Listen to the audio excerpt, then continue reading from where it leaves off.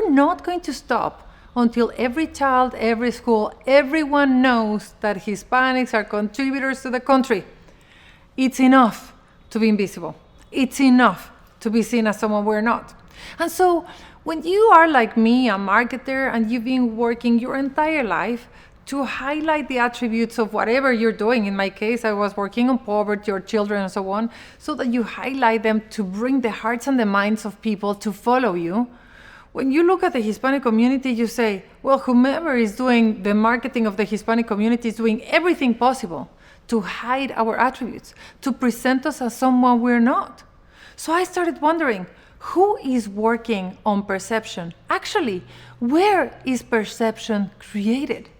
And can we actually go to the source and start changing that perception source so that we can change perception?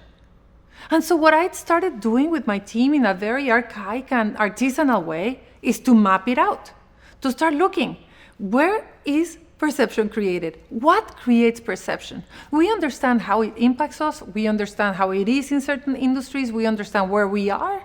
But what creates perception? So after a lot of research, we decided to bucket in three different, to group it in three different buckets. The number one is arts and entertainment. Everything that we see from shows, television, everything that comes through fashion, and everything that is modeling actually what our perception of what it is, the identity of someone or a group. The number two thing that we thought could be a good group to gather and this information is news and current affairs. How are we seeing in the news? What kind of things are reported about someone? What do you read in magazine, in newspapers, in radio? What are things? What are people saying or happening? And the third bucket was community and corporate environments. So the kinds of sports, the sports clubs, the churches, the employee resource groups that we find in corporations, what your employee tells you, what your employer tells you. So that might not be a perfect framework, but that was the framework we found to start mapping perception. Perception is created in the brain, and the brain gets information from three main sources: arts and entertainment, news and current events, and community and corporate environments. And then we started looking at, in each of any one of them, which organizations, which Hispanic leaders are working to change the perception or to change the way in which we're perceived in each and every one of them. So in arts and entertainment, we went to Hollywood, and then we went to television, and then we started looking at fashion and photography and so on. And we started mapping out who is doing what. And do they have a specific goal, something that is measurable, that we can see? And here is the map. We have the map. It might not be perfect. We need your help to pop it up, of organizations, individuals, advocacy groups that are trying to address certain areas. Whether you're the Latino Donor Collaborative and you have data provision that can educate people, and whether you have as a goal to have more Latino leaders in films, whether you are Eva Longoria and you work with LA Collab with Beatriz Acevedo and your goal is to double the amount of Hispanics in Hollywood, whether we have groups like AIM of ANA trying to provide methodology and a measurement system to understand what is good for companies when you put diversity in front of the camera. We try to map as much as we can. And guess what? We realized that we are very concentrated in certain areas and we have gaps in certain areas.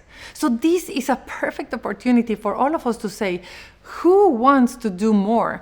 Who can actually work on schools so that we can go into schools and educate everyone about Latinos being a contributor force to the country? Who can actually start bringing more Hispanic heroes to schools and churches? How do we fill those gaps? And the question then it was like, when we are acting, when we are, for example, in Hollywood, when we have so many players on the space trying to say, like John Leguizamo wants to create content to educate us all, or trying to get money to create more content about Hispanics and put more Hispanic content on the agenda, are we talking? Are we connecting the dots? Are we in the know about how are we intelligently going to take this mapping and know how are we going to coordinate it, united, join forces to change our perception? So this is the beginning.